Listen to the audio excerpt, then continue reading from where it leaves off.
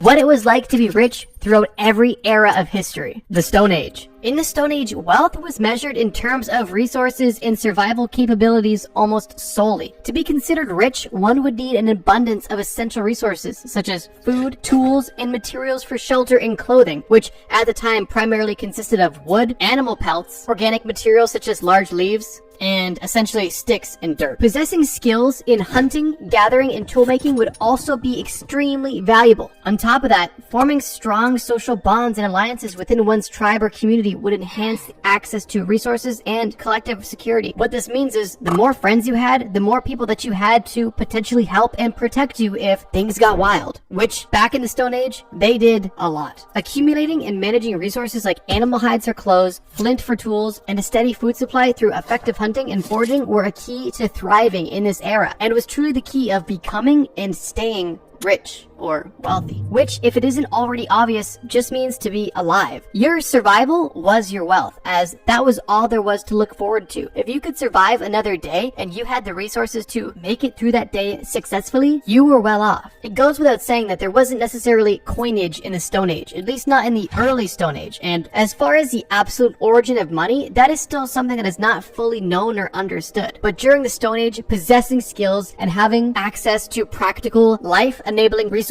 was the pinnacle of wealth. During the Stone Age, if you had a cozy cave that you could call your own, you had a few pelts to wrap around your naked, hairy, stinky body, you had basic flint and obsidian tools to catch little critters, and you had a good group of friends that you could eat rocks with, you were set. But not just set, you were also wealthy. Just picture it now. Not a phone in sight. Just you, all of your best boys wearing small loincloths, hitting each other over the head with big wooden clubs, just being in the moment. Sounds pretty good to me. The Bronze Age. No, not LeBron's age, the Bronze Age. Not to be confused with LeBron James, I'm talking about the Bronze Age. The Bronze Age took place between 1330 BC and 1200 BC and signified a large leap in civilization for a few reasons, most notably the production of bronze. This era, while short compared to the Stone Age, which literally lasted millions of years, had significant technological advancements, which propelled society massively. If you're unfamiliar, all bronze is melted down tin with a larger amount of melted down copper. This alloy was easy to produce and readily available, and the production of this alloy and subsequently the tools made from it allowed for rapid development in both agriculture and warfare. With that being said, what did it look like to be rich, and how was wealth measured during the Bronze Age? During this time, wealth began to be associated with the control and production of bronze. Being rich meant that you had access to these metal ores and the knowledge of crafting weapons, tools, and other ornaments. Trade became more prominent, so establishing strong trade networks and engaging in commerce was also a massive way to improve your wealth. These were some of the earliest economies ever. Additionally, owning agricultural land and livestock, which were crucial for food and trade, would signify wealth. Similar to the Stone Age, both of these are directly tied with life. Now, for almost the first time, social status was also playing a role with your wealth, with leaders often amassing wealth through tribe control over resources. So what exactly did it look like to be rich? Well, during the Bronze Age, we saw some of the earliest civilizations. So with that, we would see villages and larger communities living in one place. With that being said, if you were wealthy, you obviously had a nicer place or a larger place, or potentially in a prime piece of the community, closer to the water or the farm. Besides that, we also saw irrigation agriculture, which basically means bringing the water to your crops. So if you were wealthy at this time, your farm that you had control or access to had an irrigation system built into it for convenience. And similar to the Bronze Age, if you had a good, strong network of people that you could trade with and access to tools and knowledge on how to build tools, you were pretty well off. Just imagine you and all your friends wearing slightly more animal pelts in a bigger group of people with a nice farm and a slightly bigger mud hut made with actual wood and nicer materials. You guys are all sitting around the forge making bronze swords and whatnot. Seems like a cool time. In ancient Sumeria during the Bronze Age, one of the earliest known currencies was actually grain. Grain was used as a popular method of trade. Besides grain, there has been some mysterious clay tokens that have been suspected to be used as a means of trade. And then as the Bronze Age continues, silver becomes a very popular means of currency, and then later after that, gold as well. So without getting too far into the weeds, during the Bronze Era, if you had a lot of social status, access to both land, agriculture, and animals, if you had a prime plot of of real estate, and you had a steady supply of bronze and you know how to make good tools, you were really well off. And then on top of that, if you had a large supply of silver and gold, then you were rich. The Iron Age. The Iron Age is a bit of an interesting era because at this point you might think that it was simply caused at a pure evolution and innovation, and up until this point everything's just been linear progress, but that's actually not the case. And during the Bronze Age, at least near the very end of the Bronze Age, there was multiple significant factors happening that caused a huge decline in production, literacy, trade routes, wealth, and overall progress for humans as a whole. And the very end of the Bronze Era and the beginning of the Iron Age was actually considered more or less of a dark time in humanity. The Bronze Age was more or less of a 2 steps forward, 1 step back kind of deal. And with the beginning of the Iron Age, we see almost more or less of a redo of the Bronze Age, but obviously with a new metal. We have iron, a much more valuable and a much stronger material. Following the same trend, however, the Iron Age was shorter than the Bronze Age simply because technological advancements took place quicker and humans were able to evolve more rapidly, even after the setbacks. With that being said, being wealthy in the Iron Age wasn't much different than being wealthy in the Bronze Age, as a lot of the same customs and traditions existed and the same means of production and wealth accumulation were in play. In the Iron Age, wealth was closely tied to the possession and production of iron, similar to bronze in the Bronze Age. Mastery of ironworking techniques to create durable tools and weapons provided a significant advantage to anyone looking to become truly wealthy. Rich individuals or communities would control iron deposits and forges, facilitating trade with military strength, either from their own community or even other communities. Agricultural advancements continued to be important, so owning and controlling fertile land and livestock remained to be a very prominent sign of wealth. Power and influence were also consolidated through warfare and alliances, with wealthy individuals holding positions of authority and accumulating wealth through tribute and trade. The Iron Age still yet didn't have coinage, and a lot of wealth was held in gold nuggets, gold sheets, gold ornaments, gold jewelry, fertile land, livestock, access to iron production, and access to military power and influence. The Medieval Era, aka the Dark Ages or the Middle Ages. This era took place immediately after the fall of the Roman Empire, beginning in 476 AD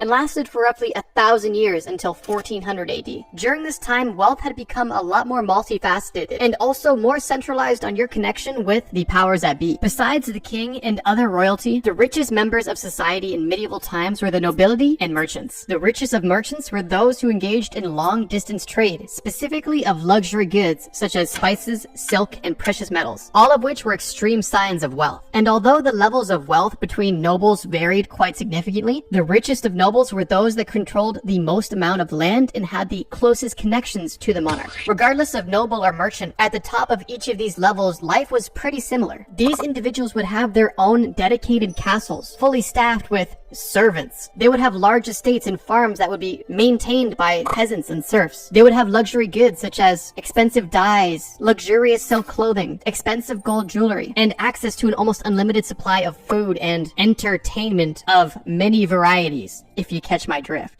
On top of this, the richest in society also had access to great education, something that was still a large rarity for a majority of the population. This includes reading, writing, literature, and access to other scholarly texts. Now, with this being said, if you were rich in this time period, you had an amazing opportunity to live a life of leisure and luxury. But although that wasn't the case for many people, and the wealth gap during the Middle Ages was severe. Now, with that being said, it wasn't all fine and dandy for the rich of this time, because no matter what your financial status was during this time, you were still susceptible to disease, famine, and war. Just picture it. You're hanging out with all your boys. You're in your castle with torches everywhere. Your servant just brought you a big leg of lamb, and you all are drinking out of gem-encrusted solid gold goblets. You all cheers and spill wine on your expensive silk shirts, but you don't even care because you're so rich. You have a guy in a silly hat come do a dance for you, and then you go to bed and do it all again the next day. Seems pretty cool to me. But let's move on. The early modern era. Bros, we're getting extremely close to the modern era, but we're not quite there yet. We're currently in the early modern era, which takes place roughly from 1500 AD to 1800 AD. And this era of time is likely one of the most influential eras when it comes to the structure of the world that we live in today. Let me explain. In the early modern era, wealth was driven by exploration, trade, and colonization. Nations and individuals who invested in voyages reaped enormous profits from new trade routes and new resources. Merchants and bankers accumulated wealth through the large global trade of goods like spices, textiles, and precious metals. The rise of capitalism and establishment of joint stock companies allowed for the pooling of resources and the sharing of risks and rewards. Owning land and engaging in agriculture still still continued to be important, but the growing influence of commerce, finance, and manufacturing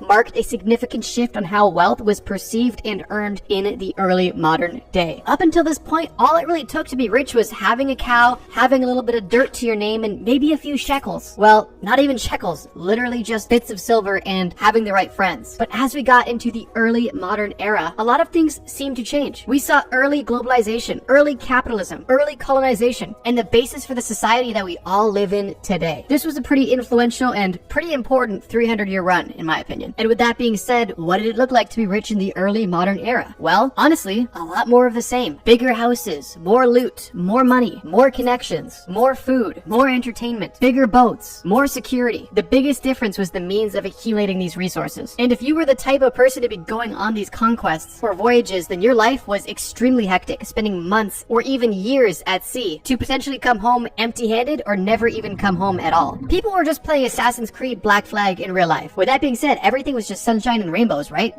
Definitely not. Like, at all. But we're talking about being rich, so yeah, being rich was pretty awesome almost all the time. And in the early modern era, we saw for almost the first time how being wealthy started to shift. The modern era. And just like that, in the last 11 and a half minutes, we went from millions of years ago in the Stone Age to the modern day. Now, the modern era is kind of blended into the early modern era, so there's no exact start date, but for the sake of this video, we'll consider it from 1800 until present day. In the modern era, wealth has been increasingly associated with industrialization, innovation, and finance. The Industrial Revolution transformed economies, creating vast fortunes for those who owned factories, mines, and railways. In the contemporary world, wealth is often derived from investments in technology, real estate, and financial markets. Entrepreneurs and business owners who innovate and scale their business can achieve substantial wealth. Education and knowledge has become a critical asset, and advanced degrees and specialized skills open doors to lucrative careers. Globalization and digital technologies such as the internet have further expanded opportunities for wealth creation across diverse sectors and regions. I would say that the world we live in today is pretty great, and we enjoy a lot of modern luxuries, and we have so many amazing opportunities right at our fingertips. Never before has the world been so decentralized, meaning that anybody has the opportunity to do great things. Whereas in the past, if you were a serf or a peasant working on a noble's farm, you had almost zero chance of being anything more than that. With that being said, in the modern day, especially as in present day, the amount of opportunities of getting wealthy thanks to the internet is almost limitless. But even at the beginning of the modern era, near the Industrial Revolution, opportunities were starting to present themselves everywhere. And obviously we got off to a rough start with extreme amounts of child labor, including chimney sweeps, factory workers, and a lot of horrible stuff that definitely isn't great, but got a lot of people rich. With that being said, what does it look like to be rich in the modern day? Well, fortunately, I don't think I have to paint too much of a crazy picture for you guys. And honestly, I think in the modern day, wealth is really what you make of it. Because of the vast amount of opportunities, it can be whatever you want it to be. If you have enough money to sustain yourself,